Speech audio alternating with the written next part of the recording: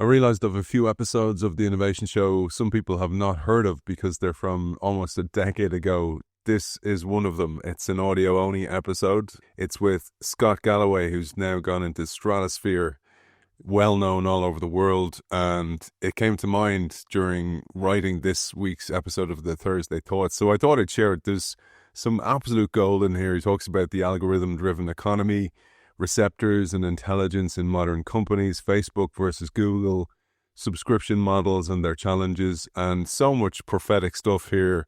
The retail apocalypse, Amazon's dominance, and much, much more, including voice technology in retail. It's a pleasure to bring it to you. It's with thanks to our friends Kyndryl, who run and reimagine the technology systems that drive advantage in the world's leading businesses with a unique blend of AI-powered consulting built on unmatched managed service capability. Kyndryl helps leaders harness the power of technology for smarter decisions, faster innovation, and a lasting competitive edge. You can find Kyndryl at kyndryl.com. Now on the Innovation Show, it's a great honor to welcome Scott Galloway, professor with NYU Stern, previous board member with Urban Outfitters, Eddie Bauer, New York Times, Gateway Computers. Welcome to the show, Scott. Thanks for having me. I'd love to paint the picture of media in the light of the four horsemen that you talk about, particularly receptors versus intelligence. Sure. So if you look at in the U.S., the S&P 500, that's the 500 stocks that the S&P index tracks. Only 13 of them have outperformed the S&P index each year for the last 5 years. So one that reflects our economy has definitely become a winner-take-all economy where the majority of the gains are being captured by a smaller and smaller number of firms. But if you look at those 13 companies, somewhere between 8 and 10 of them are really driven by algorithms. And that is whether it's Amazon or Netflix, there's primarily behind the curtain a series of receptors that gather data, calculate the data, and then try and spit back an improved product. So we call it algorithmically driven. So what are the primary drivers of that algorithm? We would say that it's two things. It's receptors. It's the ability to gather information from a bunch of different users, hopefully at scale, real time. And then your ability to take that information and layer on intelligence, if you will. And that is intelligence learns, adapts, offers something better, learns, if you will. Netflix. Every time you watch a program, Netflix has very basic intelligence. And then it says, if you're watching season 4, episode 8 of House of Cards, we think that you might enjoy season 4, episode 9, and it begins auto-playing episode 9 right after you see the credits for 8. So that's basic intelligence, but nonetheless, it's powerful. Amazon has obviously hundreds of millions of receptors in the form of their interface with their customers, tracking what you're buying, and it will customize your homepage to reflect the type of product categories that you have shown an interest in previously. They also have tremendous receptors being installed in people's homes with Amazon Echo that will record your voice preferences. It has crawlers that go out and look at what other sites are charging for products such that they can ensure they're always offering a similar or lower price. So this notion of putting out as many receptors as possible and then absorbing that information real time and then turning it around and making the product better. So another example might be Waze. The moment you turn on Waze, you've made the product better, that you've become a receptor using GPS and algorithms and artificial intelligence, immediately able to update traffic patterns and recommendations to every driver based on your usage of it. The way to think of this, Aidan, is imagine a car that got more valuable as you drove it more and put more mileage on it. These companies, if you will, are using algorithms to become sort of Benjamin Buttons, and that is the more they're used, the better they become. That type of reverse perishability, if you will, seems to be common among all the companies that are outperforming the rest of the economy. So again, it's this algorithm of receptors, number of touch points where we can gather information, and then our ability to create that information or turn that information into intelligence and make the product better almost organically or automatically. Those receptors then transfer into revenue. Amazon's an easy one, but laser targeting versus scattergun targeting at scale is where companies like Facebook can really, really win. Facebook's power is that when you type in something into Google, if someone were to list everything that you've typed into Google with your name and your picture above it, it would be very uncomfortable. We've all typed in some crazy stuff into that search query box. So the private nature of the Google search box, if you will, is a bit of a disadvantage for them because consumers are not that comfortable with you taking individual receptor intelligence from your Google search queries and then tailoring ads. So if you said you had shingles. You were typing in symptoms and treatment of shingles, and all of a sudden you were served shingle ads. It might make you uncomfortable that Google had registered that you had this ailment. You might not be comfortable with them knowing that. Whereas the open nature of Facebook, meaning that anything you put on Facebook, by virtue of the fact you're putting it on Facebook, is being expressed to a larger community set, means that people are probably more comfortable with Facebook taking that data on an individual level and then creating intelligence on it and serving you specific ads. So if you get a specific ad based on your behavior, what you put on Facebook, people aren't quite as freaked out, and people are okay with Facebook if people are doing micro-targeting at an individual level. Whereas with Google, we want them to aggregate us into groups and then serve us based on that group. So Facebook has an inherent advantage over Google based on the explicit nature of the content we're giving them and our comfort as a result with their targeting. If we were to start searching about teenagers on Google and then they start serving us ads for products for teenagers, we might find it uncomfortable that they had ascertained that. Whereas if we're talking about our teenagers and put photos of our teenagers on Facebook, people seem to feel more comfortable as it's been an explicit or overt communication to a broader community, thereby making it less private, if you will. So Facebook has got this peanut butter and chocolate combination of massive scale, 1.5 billion users, and the ability to target as specifically as households in a specific zip code that have teens that have recently received their driver's licenses. So it's got that targeting and scale combination, the likes of which we really haven't seen before in media. I love what you said there. It's best foot forward data that we're giving them. So it's data that we're totally comfortable with sharing. When you look back, there was advantages there for a lot of companies before. So Apple, for example, and the information, the receptors they had in iTunes, for example, and Amazon with their review model, they had receptors in place and they've almost let that slip, that initial advantage that they had.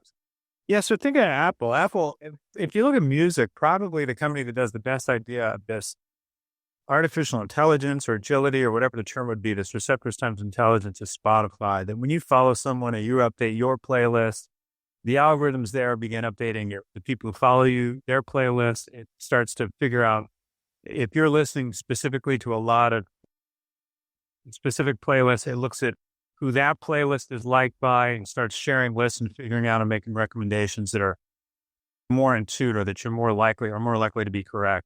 So Spotify, probably more than any music company, does the best job of this.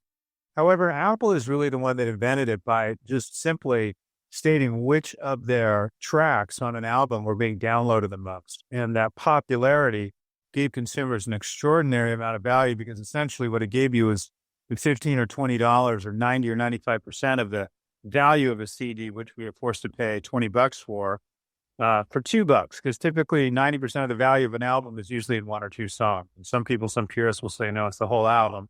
But the majority of us find that we'd rather just listen to a couple of the songs rather than have to buy the whole thing. And them registering and then automatically updating what songs were being downloaded the most immediately added value to the end consumer. So they were really the first ones. And they've been blown by in terms of paid subscribers to Apple Music. They've been blown by a host of people, whether it's Amazon Music or Spotify, or even, I think even Pandora may have more paid users now, but they were first and they've let it slip away. And you mentioned subscription there as well, because a lot of people in media, for example, would see subscription as the great white hope. That gives you data and that gives you implicit data on your user as well as explicit data.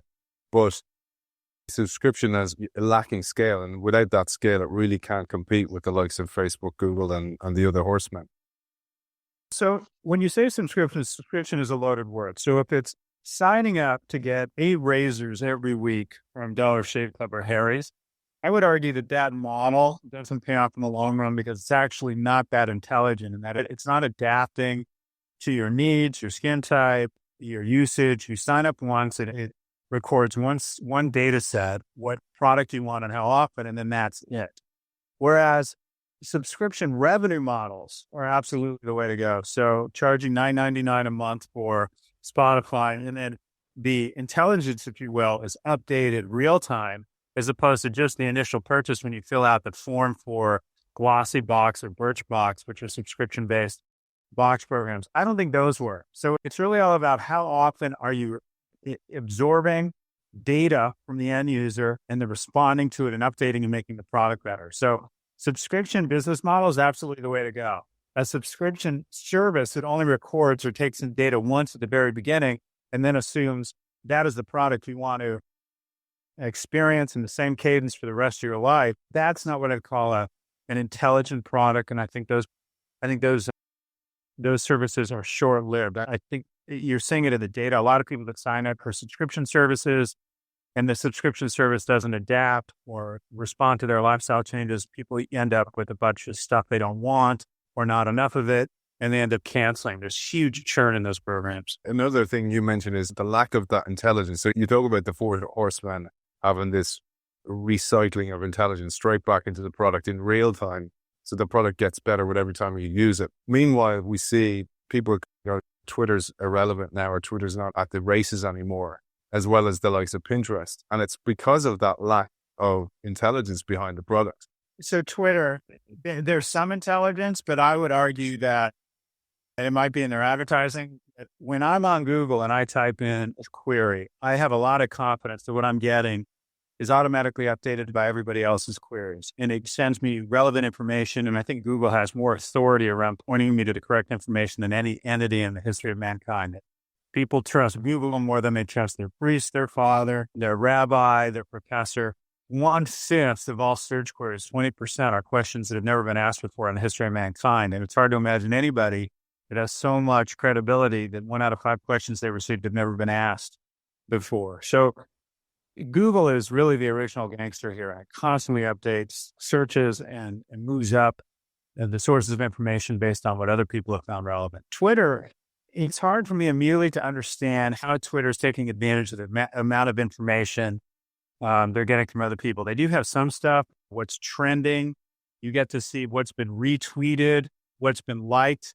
But for me, the product feels largely static over the last few years. It doesn't feel as if based on what's happening, you're getting a ton of additional or incremental value. And it's not to say Twitter isn't an incredibly relevant product. My prediction on Twitter is it's similar to a PBS or Wikipedia. Twitter becomes a valuable part of our everyday life and our culture, but it's never able to really monetize or become commercially as viable as the other ones. I think it's fast becoming a hugely relevant part of our society that is not worth as much as it is economically. I think they're going to have a tough time monetizing that relevance, if you will.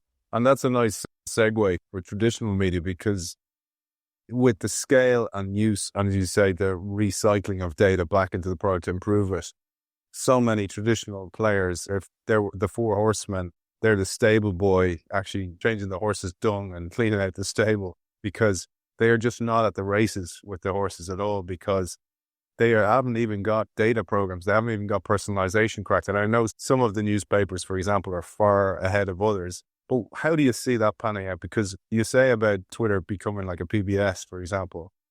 Do you see that happening with a lot of media? Because it has a place in the world, but it doesn't have a monetization place. Yeah, cleaning dung, and I like that. Newspapers and magazines are an example of, they have decent reach, millions of people, but not usually hundreds of thousands, actually, maybe millions. And the intelligence is pretty weak there. There's some that do a great job. The New York Times is, I think, one of the more innovative companies online. Washington Post does a good job. But they haven't figured out an elegant way to serve up or to make content better based on readership. There is some stuff. Basic thing is articles read, most read articles is a huge value add. That's when I'm on the New York Times homepage, I immediately look at the right and I see what's been read the most. That is a basic form of intelligence and receptors that adds a lot of value and makes the product better. And is an example of how the NewYorkTimes.com is more valuable in some ways to the end consumer than the New York Times in its print edition. They haven't been able to take that usage, if you will, and immediately translate it into a value add for their advertisers. And similar in the way that Facebook's been able to offer better targeting, or Google's been able to run relevant ads across the rail based on what you're searching for. They just haven't been able to do that. I also think they made kind of one of the biggest mistakes in the history of business, allowing Google to crawl their data and slice it up and then serve it to the highest bidder. And that's not to say the New York Times shouldn't have been in the business of search, but I think the New York Times, the Washington Post, the Wall Street Journal, all should have bound together, turned off Google, and then licensed their content to the highest bidder and made the other content platforms the sewer of cat pics and fake news. And instead, they let them come in, slice and dice their contents, put it next to other content, some of it credible, some of it not, thereby debasing their own content, similar to Rolex were to start distributing through a low-end Army Navy store. If you had Rolexes next to Casio watches, it debases the Rolex brand. I think these brands have such incredible artisanal almost journalism that they shouldn't be seen next to some of the stuff you find on Google and Facebook. In addition, they've essentially, they traded kind of dollars for dimes. And that is, the implicit agreement was, you give us your content, we'll send you traffic. Google could take that content and run it against a search ad or a Google AdWord, which they can get 10 times the revenue that the Times gets for running a banner across an article that someone may go to. And you think, okay, fine, that's the agreement, but it shouldn't be the agreement. The bottom line is Google has the mechanism to monetize it. So New York Times should be charging Google to crawl their content. And instead they fell into this trap and this kind of BS notion that information wants to be free and started giving them their content. It'd be tantamount to, I'm trying to use a European reference, if the Premier League let, Sky or whoever, Canal, whoever the big cable networks over there, crawl their content and show Arsenal versus Tottenham and cut that content up and then serve it however they want. They don't let them do that. They charge them for the content, recognizing that content has value. For some reason, a lot of media, specifically print media companies, have decided their content doesn't have as much value and aren't charging these platforms for access to their content. So I've been a big evangelist for all of the major media publications that have made an enormous investment in content, whether it's great journalism or foreign bureaus, should shut off Google, should shut off Facebook. They should all bind together and then license their content to the highest bidder. I think it's literally they stuck a gun in their mouth when they let Google crawl their content. Then they took the gun out of their mouth and shot themselves in the foot when they participated in Facebook instant articles. Facebook and Google are these guys' frenemy minus the friend part, and they need to shut them off. We see it in so many industries, Scott. It reminds me of what happened in telcos, where you have a Verizon or a Telefonica doing a deal with Apple in the early days to go, yeah, we've got exclusive for 6 months while we hand our whole customer base over to you, and you become the operator. You have WhatsApp, you have your own Apple communication direct messenger, and it takes me out of the game, and all that's left is where the SIM becomes software. And in a way, they've outsourced their audience to a third party. And it's just a cycle we've seen time to time again. And to your point about being the evangelist of bringing together all the media, they all need to do this because it's again happening, say, for radio, where you have TuneIn and these aggregators, and they're actually putting the Rolex beside, as you said, the cheap Casio watch and the direct audience relationships with the aggregator rather than with the brand. What can happen? Because the guys just don't seem to be coming together or seeing this and don't want to make the first move of joining forces. They're worried about legal restrictions, worried about antitrust, and also there's a toolkit effect. Everybody wants to be seen as getting it. So they all want to put out press releases saying they're working with Facebook and Google, that they're embracing the future. And their traffic would decline substantially. So these are companies that are built on this eyeball model, and more eyeballs means more viewership, means, and when your rate card is cost per 1,000 views, it's anathema or heresy to do anything that cuts your traffic. But where I think these guys are screwed up is a pursuit of mass model instead of a scarcity and premium pricing model. And I think similar to the way Hermes doesn't distribute Birkin bags to Walmart, they should be focused on scarcity and making their content rare and hard to find, and as a result, commanding a price premium around it.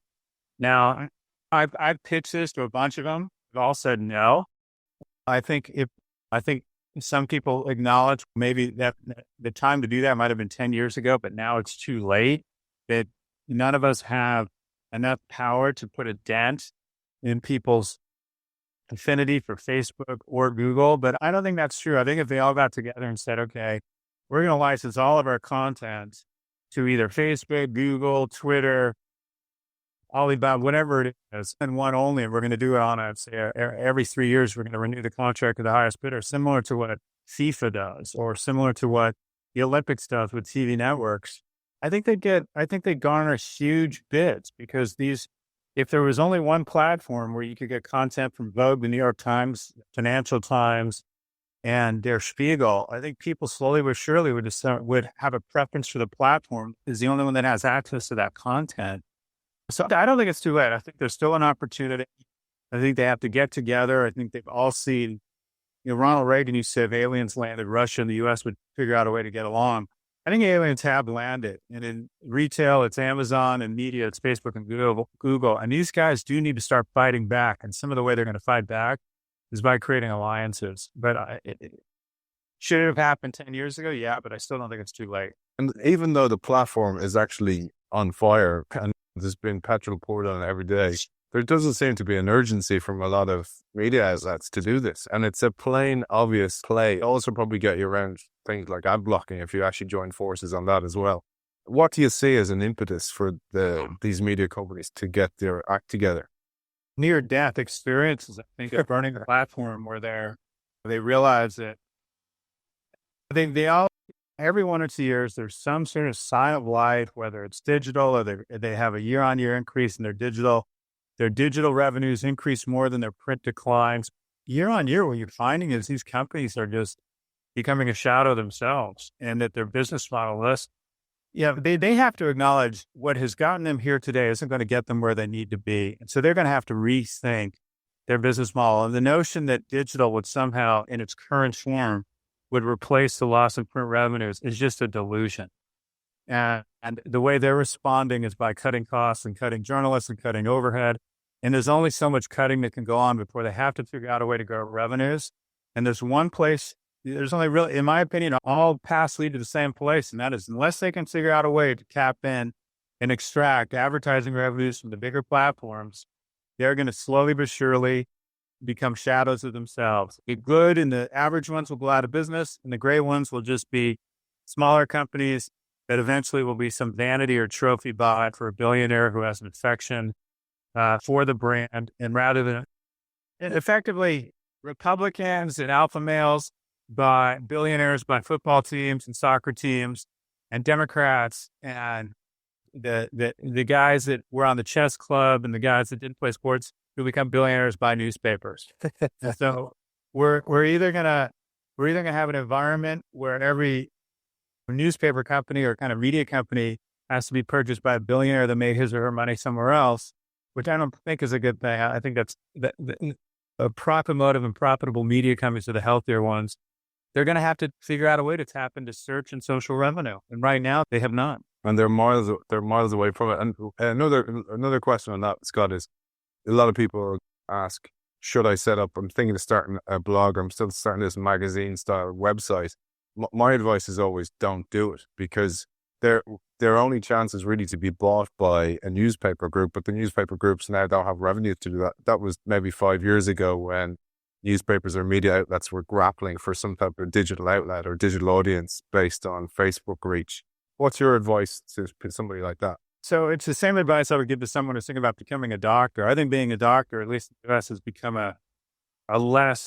it's become a difficult job. It's a ton of education, a ton of debt you have to take on to pay for that education. And then it's a job that's not nearly as high paying as it used to be. But some people just have to be doctors, the ones that were taking your temperature when they were 8 years old, and they've always dreamed of being a doctor. And for those people, it's not about economics. It's about pursuing their dream. There are some people that just are dying to write and don't want to work through a traditional outlet and have a vision for something and put together a blog. And, you're not going to stop those people. And having said that, just recognize that you better get a lot of emotional reward out of it, because it is a terrible business. Every year, the prices, the CPMs, or what you're able to get for advertising revenue on a blog, get cut in half. The amount of scale you need to have a viable, self-sustaining blog is just enormous. We're talking tens of millions of views a month just to get to break even. So I would say it's a passion play. It's something that, do it if you want to try it, but do not quit your day job. This is a near impossible way to make a living. Retail, Scott, last question for you. We see so many retailers in a debt spiral, and they're just spinning out of control, and look at grasping at straws, while Amazon just goes from strength to strength with that reinvestment of customization and implicit and explicit input. What's your advice for retailers? So retail is tough, and a lot of it, some of it is in Amazon, but a lot of it is just basic structural factors, such as there's too much in the U.S. I think there's 6 or 7 square feet of retail space for every one there is in Britain. So the U.S. is just overstored, and with or without Amazon, stores are going to struggle. A lot of people say department stores are dying at the hand of Amazon, but if you look at what's happened to department stores, every department has been bested by a specialty retailer that offers a better offering. Beauty was the last department to have a real stronghold of department stores in the U.S., and now you have Sephora and Ulta who do a better job than any of the beauty departments in a department store. So Amazon has gone after these guys. There's a perfect storm of bad things ready to hurt retail that were waiting regardless of Amazon. You have consumers shifting more money into things like food and travel, buying less stuff or reallocating that capital. You have a weak kind of low growth economy. So you have the mother of all of storms waiting for retail. And then Amazon just adds insult to injury. There are some that are working. Traditionally, the specialty retailers that have sort of an experience, if you will, and that is they're going for some sort of consumer discovery at an Urban Outfitters or to speak to an expert, whether it's at Home Depot or Best Buy or Sephora. So there are examples of retailers that are breaking through and still winning or offering just a superior value proposition. Warby Parker, $99 for glasses in an environment where you could easily spend $500 or $600 by the time you walked out with the pair you wanted. So there are winners. However, there's just an absolute bloodbath over here. And I think it's starting to happen in Europe among retailers that don't have a really quote unquote strong point of differentiation against the Amazon or other players. So what advice do you have for retailers? It's from a technology standpoint, it has to be a multi-channel offering. People don't live in isolation of any one medium. You have to be able to offer proprietary merchandise or at a minimum a proprietary experience, because at the end of the day, if I get it on Amazon, I'm probably going to order it there because I can get it fast and for less money. And you're going to have to, in my opinion, zig the other way as Amazon is trying to pull people out of the equation, invest in robots to make things faster and cheaper. And then you have to invest in human capital and have those cast members at Sephora, those blue shirts at a Best Buy, or those gold aprons at a Home Depot that make the in-store experience superior. I do think there's still a huge opportunity. Carrefour makes a pretty big investment in its personnel and retraining, such that if you're looking for the right tomato, there's someone there who actually understands produce. So I do think retail is not going away by any stretch of the imagination, but we have what we call a reckoning right now, where you could see somewhere between 10 and 30% of the retail brands that are out there right now aren't around in 10 years. It's just a difficult place to operate. It's been a long time coming. Amazon is just one factor. Amazon gets blamed for everything. What's unusual about Amazon right now is that when retail goes down as a composite, as an index of all their SaaS go down, Amazon goes up. Whereas most stocks in the same sector tree in sympathy or lockstep with one another, Amazon is actually inversely correlated. People are now assuming that what's good for Amazon is bad for the rest of retail. The assumption is it's a zero-sum game, and then when Amazon's winning, other retailers are losing. So it's an extraordinarily interesting time for retail, which means it's great for Amazon and bad for everybody else and a few other players that are breaking through. But there's no silver bullet. Retail is a difficult environment right now, similar to your advice to people thinking about the blog business. Don't go into retail unless you have no choice. Some people are born and they just have to be in it. But I would say it's a very difficult environment right now. Okay. And last question, Scott, because you've touched on it there, was the human capital. So in a world shifting towards AI and screenless world where you have assistants like Alexa for Amazon, where do you see that playing out? Because it seems like Amazon, again, have a distinct advantage in that world. And maybe Apple, I'm not so sure about Siri, but maybe Apple. And that takes out stuff like, for example, there's a lot of commentators that would say that takes out advertising, so digital advertising. And it takes out Google's model if you have Alexa being the search engine of choice, if you will. It's going to be very soon. I think the two technologies, I'm always being critical of technologies being overhyped. I think virtual reality is overhyped. Internet of Things is overhyped. Wearables. The technologies I think that are sort of underhyped are texting. I think a lot of our life and commerce is going to be done via texting. And then some messaging. And then two, I think voice is huge. And anyone who's in marketing or in retail should really get an Amazon Echo just to see, because you start to see the potential of it. And the strange thing about ordering, I have no doubt that people are going to start ordering replenishables and basics, and then they'll go to more sophisticated consumer purchases just using their voice in their own home.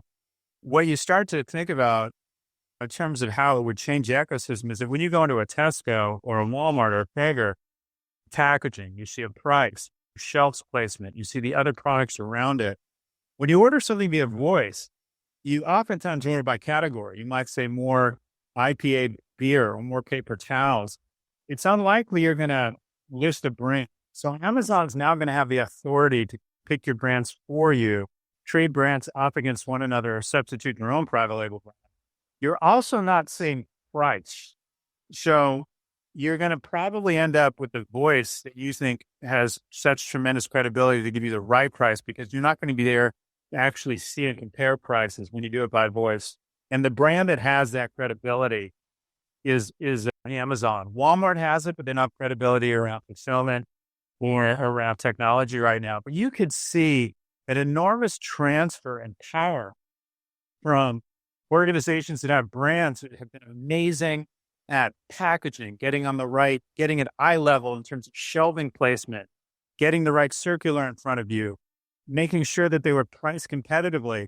Whereas if you just say more detergent, all the investment Procter & Gamble has made in the Tide brand and the packaging and the innovation, it becomes less important when you're just ordering by voice and by category. So I think Amazon Echo has incredible potential to disrupt traditional purchase patterns, and that disruption will largely benefit Amazon. And it goes back to this receptors and intelligence. Amazon is putting receptors in our house. That's what all we need to do is say, Alexa, barbecue this week, or more beer, or you can see it someday going, send me 3 quotes for auto insurance for my Mercedes C-Class 280 or whatever it is. You can see it getting so frictionless and so easy to buy things. And the majority of the purchases we make are low consideration purchases that are seen as a nuisance. When you go buy a car, when you go buy a pair of Christian Louboutin shoes, those are joyful and fun, and you want to be involved. But most purchases, we want less involvement, and voice is almost frictionless. So I think voice is a long way of Aidan of saying, I think voice could potentially reorganize the entire kind of consumer brand retail ecosystem. And if I were any retailer, or if I were a kid coming out of college right now, I'd want to be the guy or gal that really understands the technology, the applications of voice. I think voice could be, quote unquote, the next big wave. Scott Galloway, clinical professor of marketing at NYU Stern Business School. Thanks for joining us. Thank you, Aidan. Best of luck. Thanks, Scott. Thanks, man. I appreciate it. Thanks again to our sponsor, Kyndryl, who runs and reimagines the technology systems that drive advantage for the world's leading businesses. With a unique blend of AI-powered consulting built on unmatched managed service capability, Kyndryl helps leaders harness the power of technology for smarter decisions, faster innovation, and a lasting competitive edge. You can find Kyndryl at kyndryl.com.